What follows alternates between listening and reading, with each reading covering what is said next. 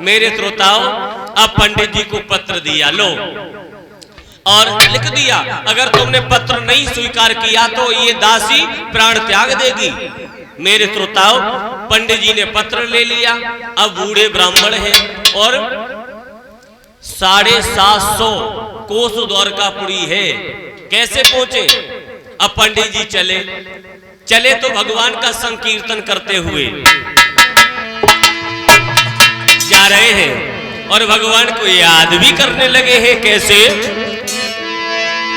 चल तू मेरी पैया पिरानी,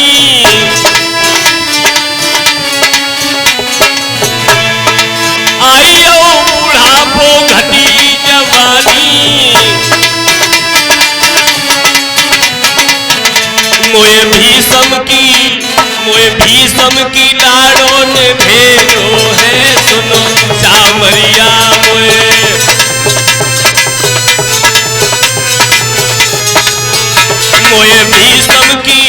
मोए भीषम की बिटिया ने भेजो है, सुनो सामरिया।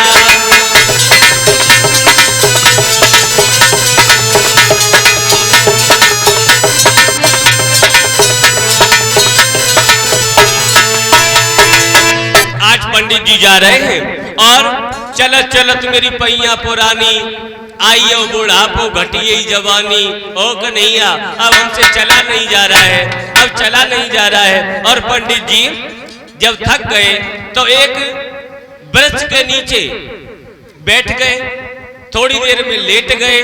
आलस आ गया, पंडित जी को नींद आ गई। भगवान कन्हैया ने अपनी योग माया के द्वारा पंडित जी को सोते में उठाया और द्वारकापुरी के पास जाकर के उतार दिया, जय हो, लिटा दिया।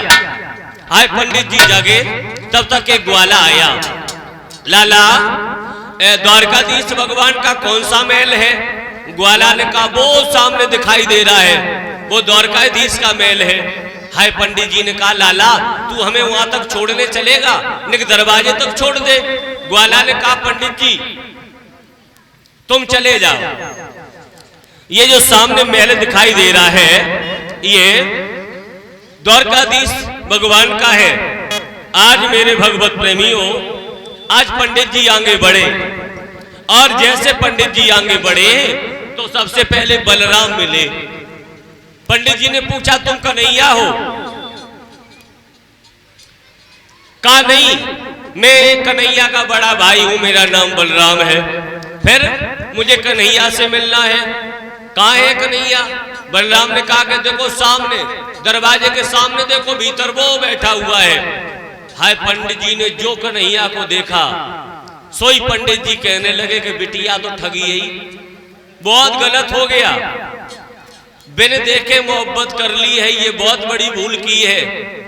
अरे कहां रुक्मिणी और कहां ये काला कलूटा, बिल्कुल मेर नहीं खा रहा है। पंडित जी ने सोचा कि हमें का लेना देना, हमें अपनी दक्षिणा से मतलब है, हमें दक्षिणा ले अपने घरे जाए, हमें क्या मतलब है? रुक्मिणी जाने और जे जाने। बलराम से कहा लाला बलराम? बोले हाँ। बोले कन्हैया से मेरी बात करा दो। कन्हैया को बुलाया और पंडित जी एकांत में कन्हैया जी का हाथ पकड़ करके ले गए और पत्र निकाल करके दिया। जैसे पत्र दिया कन्हैया ने पत्र पढ़ा, ये रुक्मिणी हम तो इसको जानते भी नहीं है, ये कहाँ की रहने वाली है, कौन है? और कन्हैया हंसने लगे। हंसे क्यों? क्या उसमें लिखा है रुक्मिणी ने कि अकेले मत आना, चंदेरी का राजा 23 छोड़ी सेना लेकर के आ रहा है और मेरे भैया ने 11 छोड़ी सेना लगा दी है। भगवान हंसने लगे। रुक्मिणी ने ये क्यों लिखा है कि रुक्मिणी नहीं जान पा रही है कि मेरे लिए 23 छोड़ी सेना 11 छोड़ी सेना क्या बना बिगाड़ लेगी? हम अकेले चले आएंगे तो क्या हमारा कोई बाल बांका कर सकता है? आज मेरे भक्तों कन्हैया को हंसी आ गई। आज मेरे श्रोताओं, अब कन्हैया ने कहा पंडित जी? बोले हाँ। बोले तुम जाओ, एक काम करो, अब तुम खांसने लगना, दरवाजे पर जाओ और खांसो, सिर को पटक करके पकड़ करके गिर पड़ना। पंडित जी ने वैसा ही किया। अब पंडित जी ने खांसना शुरू किया और खांसते खांसते पंडित जी नीचे गिर भी पड़े, गैरोस हो गए। कन्हैया ने बलराम भैया से कहा, भैया बूढ़ो ब्राह्मण है, अपने दरवाजे की बात है, खांसी बहुत तेज हो रही है, बीपी हाई लो हो रहा है, और कहीं कोई बात अगर बन बिगड़ गई तो ब्रह्म हत्या लग जाएगी। भैया हमारी इच्छा हो, आज्ञा हो तो हम पंडित जी को रथ में बैठाल के आदि अदा तक छोड़े आए, अपने दरवाजे से बीमारी काटे जो है सो देखिए। आज मेरे भगवत प्रेमियों, बलराम भैया ने कहा, कन्हैया जल्दी जा और पंडित जी को आदि अदा पे छोड़ के जल्दी आ जाना, कहीं कोई दूसरा खेल मत करना, तू बड़ा नटखट है। आज कन्हैया ने रथ निकाला और पंडित जी को बैठा लिया और धीरे धीरे धीरे धीरे धीरे धीरे रथ चलने लगा। अब कन्हैया जी ने पंडित जी से कहा, पंडित जी बोले, हाँ तुमने सलेमा देखा है? सलेमा? पंडित जी बोले, हमने जिंदगी में ना देखो। बोले, देखना चाहते हो? बोले, दिखाए दो, लेकिन पैसा ऐसा ना मांगी हो। हाँ, पैसा नहीं है हमारे पास। कन्हैया बोले कि बिना पैसा के दिखाएंगे, चिंता मत करो। बोले, बहुत अच्छी बात है लल्ला, बहुत अच्छी बात कन्हैया, बिना पैसा के तो सब कोई देख लेगा, बिना पैसा के दिखा दो। पंडित जी से कहा कन्हैया जी ने, बोले तुम नेत्र बंद करो। पंडित जी बोले, जो कैसो सलेमा है, जो नेत्र बंद करके देखा जाएगा, हमें नेत्र खोल के दिखाओ। पंडित जी बोले, पहले नेत्र बंद तो करो तब दिखाई देगा। जो नेत्र बंद किए, मेरे श्रोताओं 240 की स्पीड पे रथ को उड़ाना शुरू कर दिया। पंडित जी ने एक शीशा खिड़की खोल के देखो, चारों तरफ आंधी तूफान। पंडित जी ने सोचो कि आज हीर के चक्कर में पड़ गए। पंडित मनई मन में कहे, हीर झांझरे में पड़ गए हैं।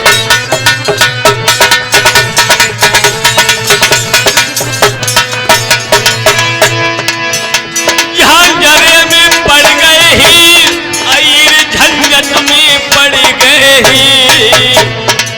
पंडित मनई मन में कहे, हीर झांझरे में पड़ गए हैं।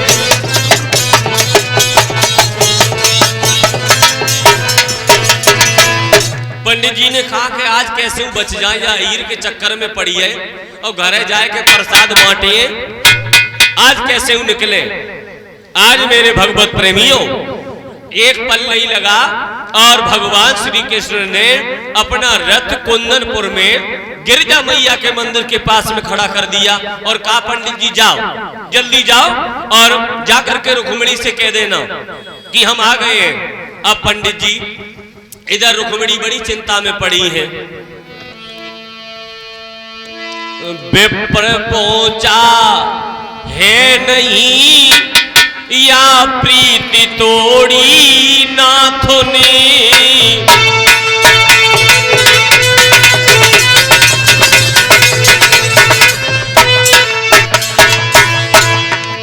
क्या दासी से अपराध बना, जो रीति तोड़ी नाथों ने।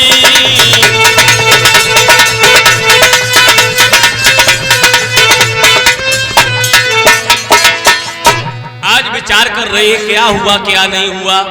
भगवान ने ऐसा क्या पत्र स्वीकार नहीं किया या ब्राह्मण नहीं पहुंचा, और तब तक पंडित जी आ गए। जय श्री कृष्ण, जय श्री कृष्ण, जय श्री कृष्ण। और रुक्मिणी भाग खड़ी हुई और चरण पकड़ लिए। पंडित जी आए कि नहीं आए? पंडित जी बोले कि नहीं आए। रुक्मिणी ने सिर पटक दिया, क्यों नहीं आए? क्या हमसे अपराध हुआ है? क्या हम उनके योग नहीं थी? पंडित जी बोले, चिल्लाना बिटिया चिल्लाना। एकांत में ले गए। बोले आए गए। बोले कहाँ है? बोले गिरजा मैया के मंदिर के पास में खड़े हैं। अब तुम्हें कैसे मिलना है, क्या करना है, जल्दी करो। अब रुक्मिणी भागी। पंडित जी बोले कर रुक्मिणी रुक जा, दक्षिणा दक्षिणा तो दे दे। रुक्मिणी ने बोले वही आइयो वही। हाँ, हमें तो कहाँ टाइम है जो तुम्हें दक्षिणा देते फिरे। पंडित जी वही आइयो मेरी ससुराल में।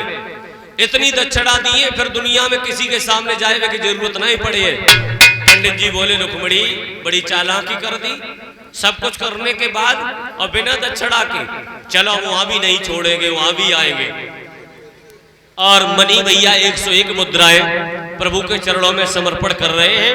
सदैव बिहारी जी सुख शांति प्रदान करें। अब रुक्मिणी अपनी मैया के पास में पहुंची और मैया के गले में गलवैया डाल ली और रुक्मिणी कहने लगी, मैया हाँ पुत्री, मेरी बारात कब आएगी? बोले कल। फिर विदा कब होगी? बोले कल बारात आएगी, परसों रहेगी, नरसों तुम्हारी विदा हो जाएगी।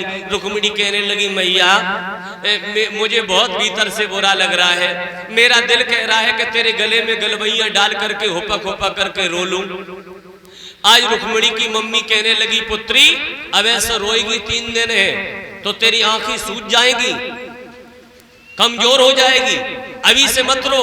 रुक्मिणी बोली, मैया मेरा दिल कर रहा है, मैं भीतर से ऐसी उमंग आ रही है, मेरा दिल कर रहा है कि मैं फर के रो लूं। मैया वो गले में गलवैया डालने लगी और मैया जब समझ ले कि तेरी पुत्री की आज ही विदा हो रही है, आज ही जा रही है। आए रुक्मिणी ने बात तो पूरी कही लेकिन मैया समझ ना पाई। और बिटियां कह तो पूरी बात देती हैं लेकिन माताई नहीं समझ पाती है बेचारी।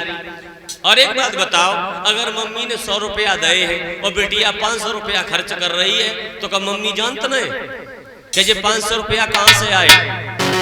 हमने 2 सूट बनवाए और बिटिया रोज 3 सूट रोज बदल के जा रही, ये कहां से आए? हाँ, कौन बैंक में नकब लगाया है जानते हैं लेकिन ध्यान नहीं देती है। ध्यान रखना मेरी भक्तों, आज रुक्मिणी ने कहा है, मैया मुझे इतना बुरा लग रहा है इसलिए मैं रोना चाहती हूँ। आज रुक्मिणी ने अपर करके रो लिया। अब कहा, मैया कल परसों मेरी विदा हो जाएगी और हम रोज गिरजा मैया की पूजा करने जाती हूँ, मैया मैं आज भी जाना चाहती हूँ।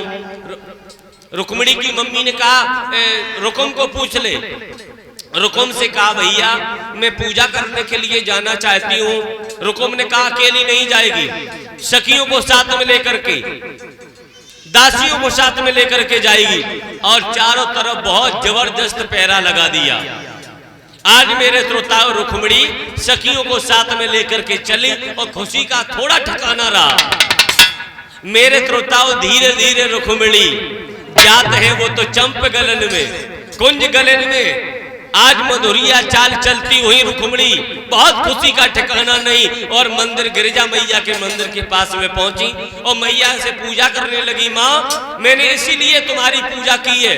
पहले पूजा करती थी लड़कियां, शादी से पहले गिरिजा मैया की, भोले बाबा की उपासना करती थी, भजन करती थी, पूजा करती थी, तब पति प्राप्त होते थे।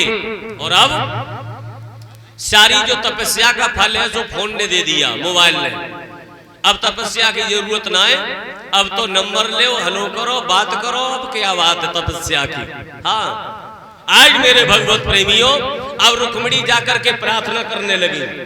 शांत रहा, आवाज देने लगी, मैया मुझे वरदान दो। गिरिजा मैया ने कहा, चिंता मत करो रुक्मिणी, मन चाहे राचय मिले, सोबर सहज सुंदर सामरो, करुणा निधान सुजान सीलु सनेहु जानत रावरो। यही भांति गौरी असीस सुन सिय सत्य सिय हर्षत अली, तुलसी भवानी पूज पूज मुदित मंदिर चली। आज मेरे श्रोताओं, काक मन चाहे राचय मिले, सोबर सहज सुंदर सामरो। मेरा आशीर्वाद है कि हे रुक्मिणी, जिसे तुम दिल से चाहोगी वही तुम्हें वर प्राप्त होगा। आज मेरे भगवत प्रेमियों, अब रुक्मिणी उधर बढ़ी जहां पर रथ खड़ा हुआ था। रुक्मिणी ने कहा, जब रथ बाहर से इतना सुंदर लग रहा है तो भीतर कितना अच्छा होगा। बोले, ये रथ तुम आओ है? कन्हैया से कहा। कन्हैया ने कहा कि तुम आओ ही है। जब बाहर से इतना लग रहा है तो भीतर कितना अच्छा होगा, देख सकती हूँ। कन्हैया ने कहा, चाहे जहां भीतर बाहर जहां इच्छा हो। और कछु माताएं होती हैं ऐसी। सखियां बोली रुक्मिणी से, क्या रे बेन जल्दी चल, तेरी आज बारात आ रही है, कल रहे परसों विदा हो जे। रत्ता गिरन से बात मत किया कर, जाने कौन है कहां के हैं और तू मन चाहता इससे बात करती है। अब शादी को समय आएगा, थोड़े सऊर से चल, परसों विदा हो जे, सो चाहे जैसी बात कर लिए तासे अब चुपा बनी रहा। और कछु माताएं होती हैं गांव की, कोई नमक पट्टी वालों आ जाए, नमक पट्टी ले लो, भज के एकदम रोटी बनाती हुए को वही छोड़ दे। और भज के आए बाकी साइकिल पकड़ लिए हैंडल। ओ क्या कह रही है? कहे भैया तुम कहाँ के रहने वाले हो? नमक पट्टी वाले थे। कहाँ के रहने वाले हो? बोले तुम्हारी बोली जा मालूम पड़ा था कि मेरे मायके के हो। हाँ ऐसे ही बोला थे, मेरे मायके के, सही में ऐसे ही बोला थे। तुम जा बताओ उधर ही कहीं हो का? अब चक्कर में जाए कि उधर के हैं तो भैया हुए, और भैया हुए तो 5 किलो नमक तो दे जाइए। बोलो भक्त वत्सल भगवान की। हाँ ऐसी भावनाएं होती हैं। कोई आए बेचने वाला सबसे बातें करेंगे।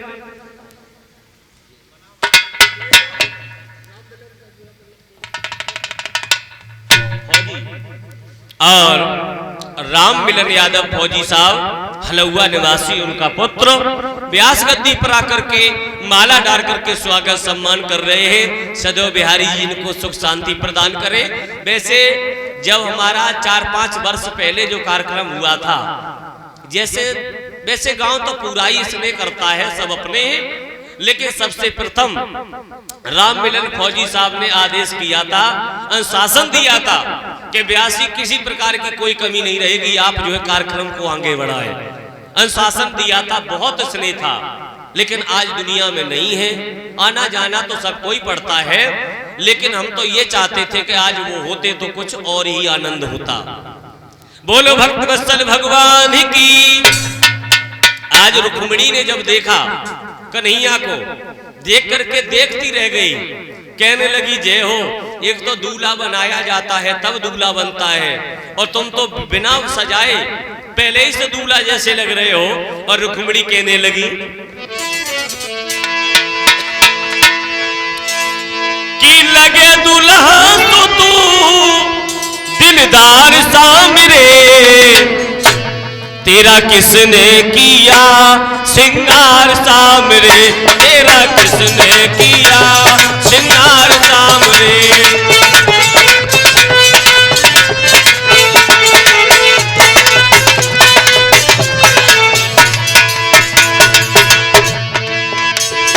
शीश मुकुट कानों में कुंडल चंदन तिलक लगायो, चुन चुन कलियां तेज बितायो, मोतियन हार पहनायो। वो सजाता रहे, वो सजाता रहे हर बार सामने, तेरा किसने किया सिंगार सामने, तेरा किसने किया सिंगार सामने।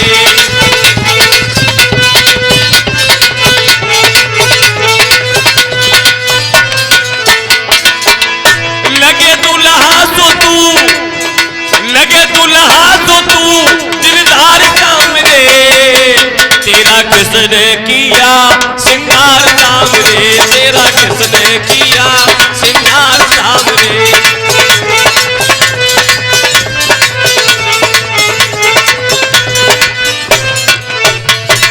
ऐसा कोई भजन बता दो जो मैं तुम्हें सुनाऊं, ऐसा कोई राग बता दो, ऐसा कोई राग बता दो, तुम नाचो में गाऊं। वो नचाता रहे हर बार सामने, तेरा किसने